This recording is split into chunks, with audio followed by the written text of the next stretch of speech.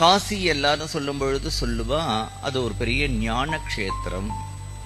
கங்கையை சொல்லும் பொழுது ஞான நதி அப்படின்னு சொல்லுவா. தமிழ்நாட்டில ஒரு ஞான கஷேத்திரம் அப்படிங்கிறது திருவண்ணாமலை அப்படிங்கிறது. அதை பத்தி சொல்லும் பொழுது ஞான தபோதனரை வாவென்று அழைக்கும் மலையாம் திருவண்ணாமலை. யாருக்காவது கொஞ்சம் ஞானம் இருந்ததுன்னா அந்த மலை பிடிச்சு இழுக்குமா. ஞான தபோதனரை வாவென்று அழைக்கும் மலை அப்படின்னார்.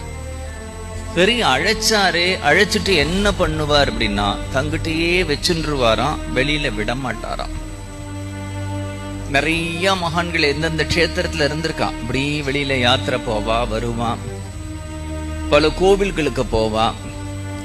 ஆனா திருவண்ணாமலையில பகவான் ரமணர் என்றைக்கு உள்ள வந்தாரோ அன்னிலிருந்து அந்த ஊர் எல்லையை தாண்டினதே இல்லை.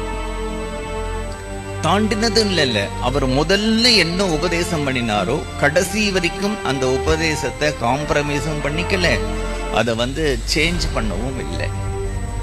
அவர் எப்படி வரும்பொழுது ஒரு கோமணம் கட்டிட்டு வந்தாரோ கடைசி வரைக்கும் அப்படிதான் இருந்தார்.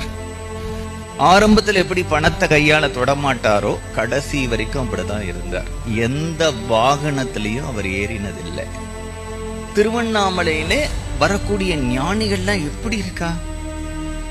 சேஷாத்ரி சுவாமிகள் எப்பொழுது திருவண்ணாமலை வந்தாரோ திருவண்ணாமலையிலிருந்து அவருடைய ஜென்மா முடிகிற வரைக்கும் அந்த ஊர் எல்லையை அவர் தாண்டினதில்லை, அங்கேயேதான் இருந்தார்.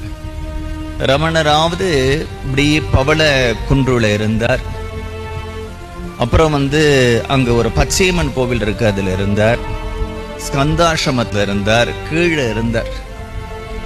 சேஷாத்ரி சுவாமிகள் எங்க இருக்கார் எங்க இருப்பார்னே சொல்ல முடியாது.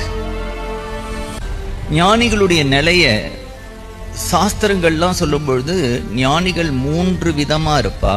உண்மத்த, மூக்க, ஜடவத்து அப்படின்னு சொல்லியிருக்கு. உண்மத்தம்னா பைத்தியம் பிடிச்ச மாதிரி இருப்பாளாம். மூக்கர்கள்னா ஊம மாதிரி இருப்பாளாம். ஜடம்னா அப்படியே சில மாதிரி உட்கார்ந்து இருப்பாளாம். இந்த 3 நிலைகள்ல தான் ஜீவன் முக்தர்கள் இருப்பார். இன்னைக்கு விட்டோபா, இப்ப இந்த எழுதியிருக்கு விட்டோபா தேர்ல போறார் அப்படின்னு. அந்த விட்டோபா மூக்கனா இருந்தார், ஊமையா இருந்தார். மெட்ராஸ்ல கபாலீஸ்வரர் கோவில் இருக்கு இல்லையா, அதுக்கு பக்கத்துல தான் டெய்லர் கடை வச்சுட்டு இருந்தார் அவர். மராஷ்டிர தேசத்தை சேர்ந்தவர். அப்படி ஒரு சிவபக்தி.